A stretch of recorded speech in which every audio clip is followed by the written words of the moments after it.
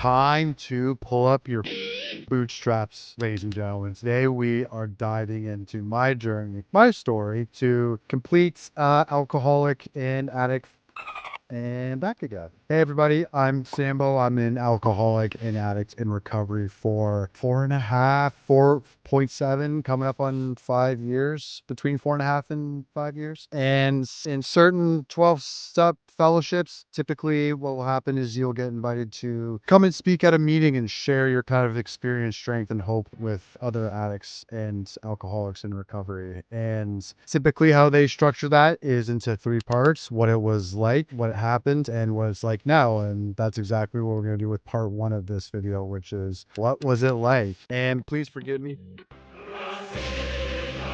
my little jerry-rigged mic stand. We just moved to Chicago and I don't have my mic stand, so I'm making penne alla vodka for dinner tonight, and I was like, I'm gonna strap it to my mic to the bottle of vodka, because it's kind of crazy that I can have like booze in my house right now and not drink all of it. That's kind of a crazy concept. And with any good story, I think we need to go back to the roots of childhood, because in hindsight, when I kind of look back on it now, I was always an alcoholic, we'll say, and I'll kind of get into what I mean. But growing up as a young lad, watching too much Top Boy and British shows, when I was a young lad growing up, I always felt kind of like I was an alien. I was not comfortable in my own skin. I felt like I was different from everybody else. I felt insecure. I felt self-conscious. I felt unsure of myself. I felt like everybody around me had their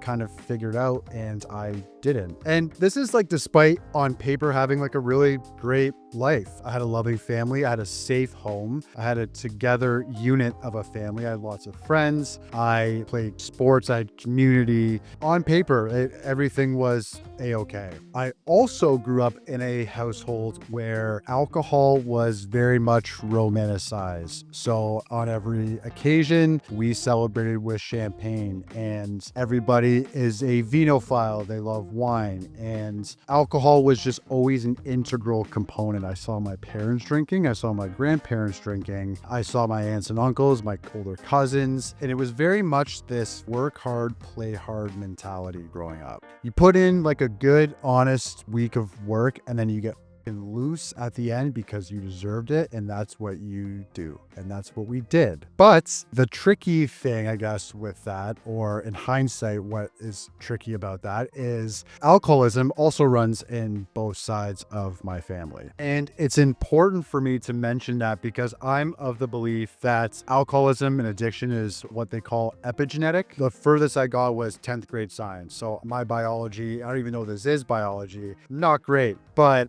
from what I gather, epigenetics is basically how your body reads your DNA. In other words, I wasn't necessarily doomed to become an alcoholic and addict from the get-go, but I had a high probability of becoming one based off it running on both sides of the family. And my external environment and experiences would really be the thing or the catalyst to dictate whether or not I went down that path. In other words, the addiction running in both sides of the family was the gun, and what loaded it was my environment and my experiences growing up. And my brother, who's got the same genes, is not an alcoholic and an addict, and is probably that way because of his experiences and his environment growing up. And so looking back at all this, I do truly believe that I was an addict and alcoholic before taking that first drink or using that first drug. And in hindsight, it's really not a surprise to me, given the environment that I grew up in, that once I turned 13 years old, I was pretty stoked to dive right in. Pretty primed and ready to start dabbling. You know, this is sort of at like the peak of my insecurity, this like feeling of like terminal uniqueness and like I'm different from everybody. And it's also the time that my peers, my friends around me, they're starting to experiment. And growing up, alcohol was always really kind of associated with like the good times. And I remember getting drunk my first time so vividly. It's probably one of my most vivid memories. And it's because,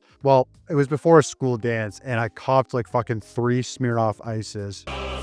Pretty ironic brand deal if I did get one. But I got 3 like Smirnoff Ices from my parents, fucking slam those. And it's so vivid and so clear in my memory because I remember thinking like I had arrived. Once I was feeling drunk and it started to hit me, I felt like I had arrived, and I felt like the equation in my head had finally been balanced. I finally had fucking confidence. I was no longer caring about what other people thought of me, not looking around at others. My brain had finally turned off, thank.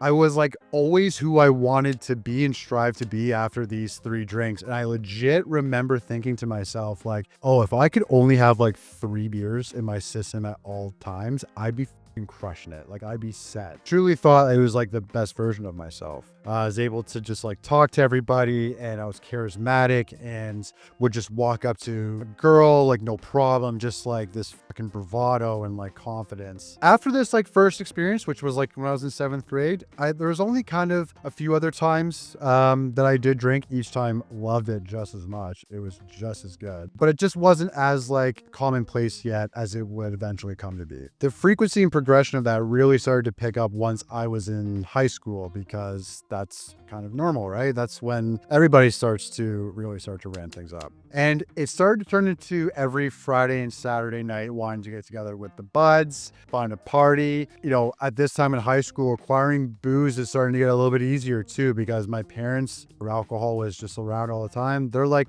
the cool parents. They're like, yeah, like we'll get you booze, like no problem. Or like my brother would buy it for me. And again, like what's so funny about telling this story is like a lot of it in hindsight is like so clear, but let me be very clear that like at the time I'm not aware that like any of this early planting of addiction and alcoholism, this like early growth is happening. But when I start going to these parties, one thing that's very clear is 1 drink isn't enough and 100 is too many. I was not able to stop. So if I had a 6-pack, I would drink all 6 of those. If I had a 12-pack of beers, I would throw all those back. If I had a 2-6 of Smirnoff, that's going down the hatch. At the time when I'm looking around, it's like, this is all very okay. There's other kids who are fucking blacking out. There's other kids who are puking. There's no issue there. I'm also like doing well in school, and I'm playing sports, and I have like a lot of friends. Also not fucking waking up with hangovers at the time. My God, like what a different lifetime. Just go out, drink 20 fucking beers, wake up like it's nothing the next day. And it's all great. At this time, weed gets introduced into the equation. So I'm starting to get stoned. Again, keeping it to like Friday and Saturdays, right? So work hard during the week, party on the weekends. Fucking love you, Pops, just like you told me how to do. Now, when I turned 16, however, which is in high school in about 10th grade, there's a slight shift in my my my old mental health, because that's when my mother got diagnosed with pancreatic cancer. And that's a whole other fucking can of worms. The headline is that I did not know how to deal with that, because the way my parents went about it, and God bless them, was that everything was going to be fine. And then I went upstairs and I Googled pancreatic cancer, and I was like, oh, sick. This has like a fucking 20% survival rates within like 5 years. And this is looking pretty fucking grim, but like my family doesn't talk about anything. And like, I don't know how to broach the subject. And like, you just gotta be a fucking man, and like, it's okay. And like, we don't feel things. But that was actually okay, because I actually did know of a solution that would help fix this. Wouldn't you have fucking guessed it? Drinking and smoking dope. Dope is dope. I ever dope. And at this point, like my quantities for Friday and Saturday night when I'm picking up, it's getting a lot bigger, buying a lot more booze. I'm like frequently every Friday and Saturday getting not frequently, like every Friday night I'm blacking out. And I'm starting to mix in like a fucking Tuesday night soiree, maybe a Wednesday get together, or like a Monday night Xbox session where I'll just like have like 4 or 5 fucking beers, because why not? And at this time, drinking really starts to become my solution. And this progresses as I hit 18 years old. I'm about to leave for college in 3 days, and my dad calls me, and that was the day that my mom had passed away. And instead of going to college, I decided to take a year off and hang out with my old man. A year off with my old man, just to be there for each other, also to work to save some dough. And that year was really a father and son who both don't know how to emotionally process feelings, trying to get by in any way that they could, which really, if I were to summarize, looks like Monday to Friday, nose to the grindstone, working hard. And then Friday, Saturday, a lot of drinking, followed by a lot of crying, followed by a lot of drinking, followed by a lot of crying. And that's just how we fucking dealt with it. And this is also the time where I'm introduced to a little friend of mine who would become a friend for a good while, Cocaine. That fucking Tony Yayo, the Pooch is walking, that Blow, the Snow, yeah, uppers, Yayo, whites. Coke was like a safe space for me. It almost acted like a truth serum. I've heard Chris Hara describe it as that. It really allowed me to be comfortable talking about what I just experienced, this incredibly fucking traumatic grief, and be able to open up to people. And at that time, what I thought was like processing emotions in a healthy way, but it allowed me to get all this shit out of me, because when I wake up sober the next day, I wasn't talking about it. It's also when I realized after trying Coke for the first time that this like ADD medication that I've been prescribed my whole life, Adderall, Vyvanse, might have heard of it, that if I actually take more than what's prescribed, I can get a nice little buzz from it. But the moral of the story, and we'll save the fucking like war stories for another time because it's not the purpose of this, but you can see I'm really starting to dabble in some harder drugs and some heavier drinking. I make it through that year by the skin of my teeth somehow, and I finally go off to college. Dalhousie University in the beautiful fucking city of Halifax, Nova Scotia in Canada. I absolutely loved every second at Dalhousie. I love my city. I love my program. I love the friends that I made. I loved the fucking party scene. Dal is really where things started to go to the next level, where I was drinking consistently Thursday through Sunday night with a Monday night mixer thrown in, a Tuesday night beer and wing night, a few pints at the bar. 8 balls are often a part of the equation, as well as other accoutrements, as we'll say, get added to the mix. It's what I first tried and started regularly doing mushrooms and LSD and ecstasy, a couple PKs here and there, painkillers, benzos, and I'm really up more days than I am sober throughout the week. Really in mind here, 7 days a week for sure minimum. I'm getting after it, like minimum 4 of those days. But you know what? Like, so is everybody else around me. Like, I can't stress that enough, because no one was able to express concern to me, because it's like everybody's doing that. It's not out of the norm to be partying like that. But at this time, or I guess in hindsight, 2 things really stand out to me. The first is that the concept of going out for a beer is not registering in my head. It does not make sense, because I'm like, why the fuck would we go out for just a drink? Like, if we're gonna go out, like, let's just go out and like go full fucking tits, full balls to the walls. It just seems so dumb to me. Like, invited out for like a drink after class, I would almost never fucking go if it was like a Tuesday night. Are we gonna go like watch the game and like have like 3 or 4 pitchers and some wings? 1000%. But like the concept of just one drink was like, it just made 0 sense to me. The second is like, they were going out to like hang out with their friends and socialize and like try and get laid, whereas when I'm going out, like, I'm trying to get like as fucked up as possible. Like, that is the number one mission critical every single night, is like,